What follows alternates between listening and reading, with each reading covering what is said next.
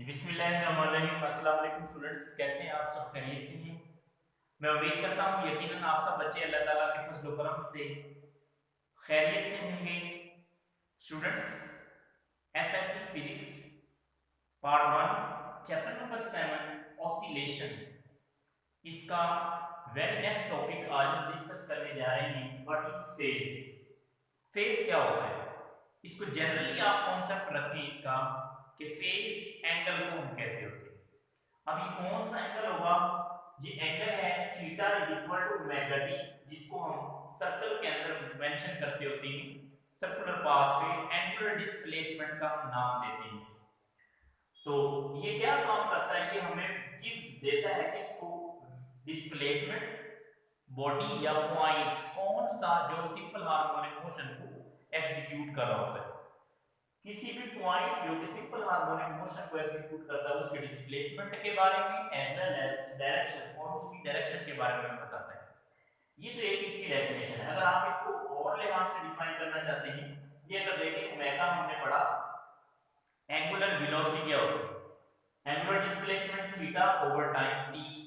तो यहां से अगर आप थीटा फाइंड करना चाहते हैं तो ये थीटा आपको मिलेगा टी डिवाइड हो रहा था, लेफ्ट साइड पे ओमेगा के साथ मल्टीप्लाई होगा, theta is equal to omega t आपके पास वैल्यू आ गई। इसको अगर आप दूसरे लिहाज से स्टूडेंट्स डिफाइन करते हैं तो ये वो एंगल होता है जो डिटरमाइंस करता है, बताता है, मालूम करता है इसके बारे में state of motion of vibrating point.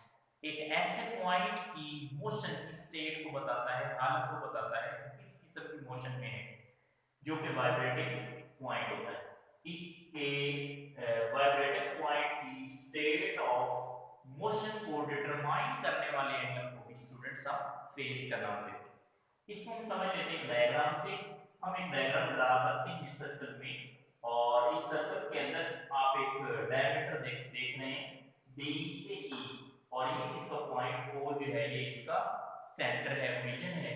यहां से O1 तक बॉडी का जो एक्स एक्सिस के अराउंड आपके पास यहाँ पे रेफरेंस लाइन मिल रही है, ये एंगल बनाती है पी आई। पी आई कहते हैं इनिशियल पॉइंट, जो ये वो पॉइंट है जो एग्जीक्यूट सिंपल हार्मोनिक मोशन में एक एंगल बनाता है फाई। और अगर आप पी आई से पी एस देखें तो एक और एंगल बनता है, इसको हम एंगुलर डिस्प्लेसमेंट पी इनिशियल से पी फाइनल तक एंगुलर डिस्प्लेसमेंट का नाम देते हैं, जो कि थीटा के इक्वल होता है, और थीटा को हम क्या लिखते होते हैं? Omega T. अगर हम फाइनल पॉइंट पी एफ जो है इसकी एग्जीक्यूशन देखें यहाँ पे सिंपल हार्मोनिक मोशन के लिहाज से, तो ये एंगल आपके पास O1 से पीएफ तक कितना बना रहा है? थीटा। लेकर उस थीटा को हम आप क्या लिख सकते हैं? Phi plus omega t. इसको थोड़ा सा हम एक्सप्लेन करते हैं। दिस एंगल इज ऑब्टेन, ये जो एंगल फेज है इसको हम ऑब्टेन करते हैं कब? When SHM is related to motion in circle, जब ये उस मोशन के रिलेटेड हो जाए एसएचएम, जो मोशन सर्कल के अंदर एक बॉडी कर रही होती है, सर्कुलर मोशन। इसके लिए एक स्पेशल केस है स्टूडेंट्स, को हम देख लेते हैं। लेट एट टाइम टी, अगर time T, time interval T जो है, एक टाइम हम ले लेते हैं, उस टाइम पे अगर हम देखें तो पॉइंट पी जो है इज एट ओ, ये पॉइंट ओ जो है उस लिहाज से हो, और यहाँ पे जो n है तब ऑसिलेशन तो हो नहीं रही होती ओरिजिन पे, तो n जो है इसको हम मीन पोजीशन पे कंसीडर कर लेते हैं। इस दौरान डिस्प्लेसमेंट हमारे पास क्या होगा? जीरो। वो कैसे जीरो होगा? अगर आप इस वैल्यू में देखें, theta is equal to omega t, हमने कहा टी जीरो है तो zero multiply omega zero, theta is equal to zero. Theta क्या है? Angular displacement. तो एंगुलर डिस्प्लेसमेंट आपके पास डिस्प्लेसमेंट क्या होगा इसका? सिंपल हार्मोनिक मोशन की एग्जीक्यूटिंग बॉडी का या पॉइंट का जो डिस्प्लेसमेंट है वो स्टूडेंट जीरो। लेकिन जनरली अगर आप एक केस लेते हैं, इसमें आप लेट कर लेंगे टाइम हमारे पास जीरो है, और ये किस लिहाज से ले रहे हैं? रेडियस। कौन सा radius? By line OP, OP line. Generally हम एक ओपी, इसमें पी आई पी एफ नहीं लेते, ओपी एक लाइन ले लेते हैं with reference O and O1, जो कि O और O1 के रेफरेंस से है। इस दौरान O और O1 जो है वो एंगल बनाते हैं फाई, और ये जो टोटल एंगल होगा जब बॉडी रोटेट करती है OP लाइन के लिहाज से, तो फिर क्या होगा? ओमेगा टी प्लस फाई, जो पहले मैं आपको बात बता चुका हूं डायग्राम। इस तरह से आपके पास एंगुलर डिस्प्लेसमेंट इसका आएगा इंस्टेंटेनियस फॉर्म में। आपके पास इंस्टेंटेनियस डिस्प्लेसमेंट हम पहले भी स्टूडेंट्स इसको डिस्कस कर चुके हैं लास्ट टॉपिक के अंदर। यहाँ पे हम दोबारा इसको देख लेते हैं। x equal to x naught sin theta, वहां पे हमने पढ़ा था, ये थीटा को रिप्लेस किया था ओमेगा डी से। यहाँ पे आपके पास थीटा क्या है, ओमेगा डी प्लस एक और ये फाई ये भी है, तो इसको यहाँ पे इंस्टेंटेनियस डिस्प्लेसमेंट लिखते हैं। एट टाइम t अगर हम देखें ये इंस्टेंटेनियस डिस्प्लेसमेंट स्टूडेंट्स आपके पास क्या आएगा, टाइम t की जगह 0 पुट कर दें तो ओमेगा मल्टीप्लाई 0 ये 0 हो जाएगी, टर्म जस्ट फाई आ जाएगी। It's mean that x equal to x naught sin phi है। और इस sin फाई को, ये जो फाई आपके पास आएगा अकेला, ये इनिशियल फेज कहलाता है उस पॉइंट के लिए। अगर आप यहाँ पर भी देखें तो यहाँ से O1 से PI तक इनिशियल फेज है और PI से PF तक फाइनल फेज होगा, जिसको हम फाई प्लस ओमेगा डी का नाम देते हैं। तो इस तरह से अगर इनिशियल फेज स्टूडेंट्स हम 90 ले लेते हैं कि ये 90 एंगल पे बन रहा है, तो इस दौरान आप यहाँ पे जहाँ पे फाई है वहाँ पे 90 पुट करेंगे, इसको ओपन करेंगे। हमने कल लास्ट में एक फार्मूला पढ़ा था साइन, यहाँ पे वो वैल्यू थी, तो ये अगर आप ओपन करें तो इक्वल आता है sin omega D cos 90 plus cos omega D sin 90। तो उस वजह से आपके पास ये फॉर्म बनेगी। इस इतने sin ओमेगा डी प्लस 90 के जो रिजल्ट है वो आ जाएगा cos omega d x is equal to x naught as ये फाइनल फॉर्म आपके पास आ जाएगा। अब हम चलते हैं, एक लॉन्ग क्वेश्चन है वेरी इंपॉर्टेंट इसी टॉपिक के साथ ही है, हॉरिजॉन्टल मैश सप्लिंग सिस्टम। इसको हम डिस्कस कर लेते हैं। हॉरिजॉन्टल मैश सप्लिंग सिस्टम में हमने पढ़ना क्या है, इंस्टेंटेनियस एक्सीलरेशन इसका निकालेंगे, उसके बाद हम इसकी एंगुलर फ्रीक्वेंसी डिस्कस करेंगे, इसकी frequency, time period, instantaneous displacement और इंस्टेंटेनियस वेलोसिटी को डिस्कस करेंगे इस टॉपिक में। हम सबसे पहले डिस्कस करते हैं इसको कि हमारे पास एक मैश है जो कि हमने अटैच किया हुआ है एक स्प्रिंग के साथ, और इस स्प्रिंग का एक एंड जो है वो हमने रिजिड बॉडी के साथ या रिजिड सपोर्ट के साथ फिक्स कर दिया है, दूसरे एंड के साथ हमने मैश को अटैच किया हुआ है और मैश जो है वो ऑसिलेट कर रहा है। कहां पे, एक फ्रिक्शनलेस पेपर है उसकी सरफेस के ऊपर। आपने ये 10th क्लास की फिजिक्स के चैप्टर नंबर 10 के अंदर पहला टॉपिक भी पढ़ा होगा, mass spring system, mass attach spring system उस लिहाज से, तो वहां से आपको डायग्राम बना भी सकते हैं। अगर ना भी बनाए तो कोई इशू नहीं है, टेक्स्ट बुक वालों ने भी नहीं बनाई। इंस्टेंटेनियस एक्सीलरेशन अगर हम इसका डिस्कस कर लें तो जाहिर सी बात है कि अगर आप उसको स्ट्रेच करते हैं, मैश को पकड़ के स्प्रिंग के अंदर स्ट्रेचनेस आती है, डिस्प्लेसमेंट x पैदा होता है और इस दौरान एक्सीलरेशन प्रोड्यूस हो जाएगा।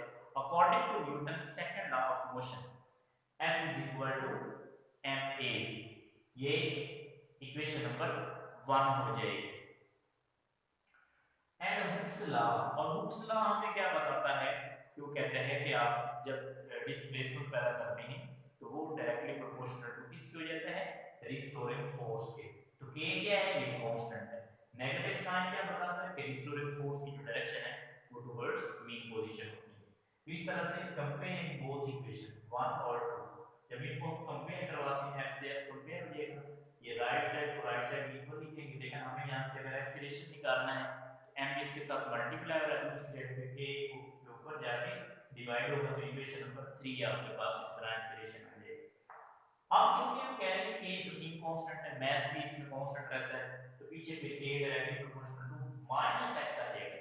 माइनस किस चीज को शो करता है, ये एक्सीलरेशन सिंपल हार्मोनिक बॉडी में पैदा होता है, ये हमेशा डायरेक्टली टुवर्ड्स मीन पोजीशन होता है, अपोजिट होता है। डिस्प्लेसमेंट हम इधर करवाते हैं, बॉडी को छोड़ते हैं, बॉडी की तरफ एक्सीलरेट करके वापस। इस तरह से ये अगर आप कांस्टेंट लें तो आपके पास ये फॉर्म बन जाती है, acceleration is directly proportional to -x।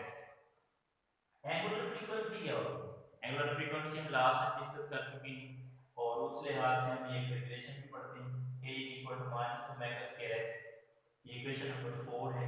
Comparing equation 4 and equation number 3, इसमें भी एक्सीलरेशन है, इसमें भी एक्सीलरेशन, ये कंपेयर हो जाएंगे, राइट साइड को राइट की इक्वल लिखेंगे, माइनस से माइनस कैंसिल हो जाएगा, x से x कैंसिल हो जाएगा, तो ओमेगा स्क्वायर आपके पास अगर k हो रहा है, लेकिन हमें तो ओमेगा चाहिए, तो स्टूडेंट्स आप स्क्वायर रूट लें बोथ साइड, इससे ओमेगा = k/f स्क्वायर होता है। इक्वेशन नंबर 5 है आपके पास फ्रीक्वेंसी है।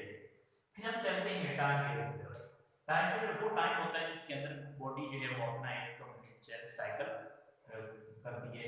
तो ओमेगा किसके इक्वल होता है 2 पाई ओवर टी। यहां से हमें कैपिटल टी चाहिए, तो कोई मसला नहीं, आप टी और ओमेगा को रिप्लेस कर दें दूसरे के साथ, तो t is equal to 2 pi over omega. ये ओमेगा की वैल्यू आपके पास इक्वेशन नंबर 5 के अंदर है स्टूडेंट्स। आप यहां पे इक्वेशन नंबर 5 से ओमेगा की जगह पे वैल्यू पुट करेंगे, ये डिनोमिनेटर का डिनोमिनेटर एक स्टेप ऊपर चला जाएगा, m ऊपर के यहाँ पे नीचे रहेगा। इस तरह से t is equal to 2 pi m over k square होता है। ये टाइम रेडी हो गया, इक्वेशन नंबर 5 6 बन गई। अब फ्रीक्वेंसी क्या होती है? फ्रीक्वेंसी एक सेकंड के अंदर जितने भी साइकिल कंप्लीट होते हैं उसको हम उसकी फ्रीक्वेंसी का नाम देते हैं। f किसकी इक्वल होता है? Reciprocal of time period 1 over t।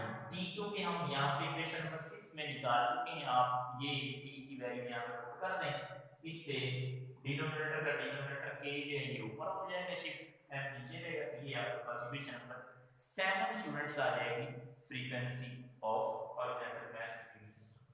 फिर हम डिस्कस करते हैं इसी के अंदर इंस्टेंटेनियस डिस्प्लेसमेंट। हम ऑलरेडी पढ़ चुके हैं instantaneous displacement, x = x0 sin omega t।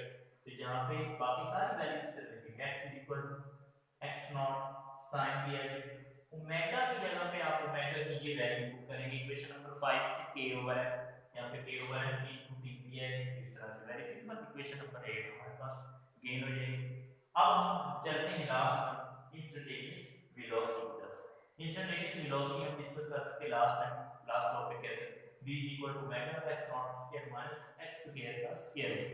जहां पे ओमेगा है वहां पे आप ये ओमेगा की वैल्यू पुट कर दें, k/m का स्क्वायर, चूंकि ये भी इसके रूप में है, ये ओमेगा भी इसके रूप में, अब इसकी वैल्यू आ रही है, दोनों मल्टीप्लाई हो रहे, सिंगल a की हम स्क्वायर रूट लिखेंगे, k/m लिखेंगे ओमेगा की जगह पे, इसका स्क्वायर इनटू आगे x0, यहां पे कॉमन ले लेते हैं। जब कॉमन कोई ना हो फिर कॉमन ले, तो अगले जितने भी होते हैं डिजिट्स उनके ऊपर वो जो कॉमन आप ले रहे होते हैं उसको डिवाइड करना पड़ता है। हम x0 के ऊपर x0 का स्क्वायर डिवाइड करेंगे तो ये cancel 1 minus x² over x0 ये कर देंगे। अब चूंकि ये x0 का स्क्वायर आपने कॉमन लिया है तो आप इसको बाहर शिफ्ट कर दें, इसके ऊपर स्क्वायर और स्क्वायर रूट भी है, इसका स्क्वायर रूट खत्म हो जाएगा, x0 आ जाएगा, पीछे रह जाएगा k/m * 1 माइनस x का स्क्वायर ओवर x0 का स्क्वायर। इक्वेशन नंबर 9 आ जाएगी इंस्टेंटेनियस वेलोसिटी। अब मैक्सिमम वेलोसिटी कब होगी? जब वो कहते हैं आप x को 0 कह दें, जो एक्सीलरेशन वहां पे डायरेक्टली प्रोपोर्शनल टू डिस्प्लेसमेंट है, अगर वो डिस्प्लेसमेंट आपके पास 0 है तो इस दौरान फिर आपके पास इंस्टेंटेनियस वेलोसिटी मैथमेटिकली क्या होगी? x0 as k/m square root भी एज 1 माइनस, जहां पे x का स्क्वायर है वहां पे 0 पर समथिंग 0, मतलब माइनस से आगे सारी टर्म 0 हो जाएगी। ये हमारे पास मैक्सिमम v0 नॉट जो है मैक्सिमम को शो करता है, v0 maximum instantaneous velocity x0 k/m square होता है। इक्वेशन नंबर 10 हो जाएगी। इक्वेशन 9 और इक्वेशन 10 को कंपेयर करवा दो। कैसे कंपेयर करवाएंगे? इसके रिलेशन निकालते हैं। तो ये x इक्वेशन नंबर 10 है, ये अगर आप देखें इक्वेशन नंबर 9 में x0 k/m स्क्वायर रूट के इक्वल, इतने से इसी जगह पे आप स्टूडेंट्स को v0 लिख देंगे, मेरी v0 की वैल्यू आगे ये 1 माइनस x का स्क्वायर ओवर x0 का स्क्वायर। इस तरह से हमारा ये जो लॉन्ग क्वेश्चन था हॉरिजॉन्टल मास स्प्रिंग सिस्टम ये कंप्लीट हुआ। अगर आप इसका डायग्राम बना दें तो भी ठीक है, अदरवाइज ये चूंकि सारी चीजें हम पिछले टॉपिक में डिस्कस की हुई उनका रेफरेंस देते हैं और लिखते हैं, इससे आपके पास ये वैल्यूज आ जाएगी। एक शॉर्ट क्वेश्चन है, short question number 7.6 very important है। कहते हैं कि सिंपल हार्मोनिक मोशन के अंदर एक्सीलरेशन पैदा होता है ये कांस्टेंट होता है, फिर क्या इसकी जीरो जो है वो हमेशा, इसकी वैल्यू जो है वो हमेशा जीरो भी होती है। हमने सबसे पहले तो बताना है कि no it's value is not constant. Acceleration की वैल्यू जो है वो कांस्टेंट नहीं होती सिंपल हार्मोनिक मोशन, बल्कि क्या होती है ये डायरेक्टली प्रोपोर्शनल होती है किसके? डिस्प्लेसमेंट। नेगेटिव साइन क्या बताता है? Towards centre. और अब दूसरी बात, क्या ये वैल्यू जीरो हो सकती है? बिल्कुल हम इसका कह सकते हैं एक्सट्रीम पोजीशन पे जो वेलोसिटी होती है वो हमारे पास जीरो होती है और एक्सीलरेशन मैक्सिमम होता है।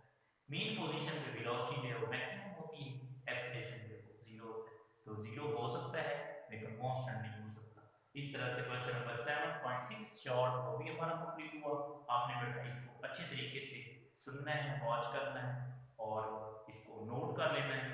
इसी के साथ आज का टॉपिक हमारा खत्म हुआ। इंशाल्लाह जिंदगी रही तो फिर नेक्स्ट टॉपिक में मुलाकात होगी, नेक्स्ट लेक्चर में मुलाकात होगी। अल्लाह पाक हम सबका आमीन। अल्लाह हाफिज़।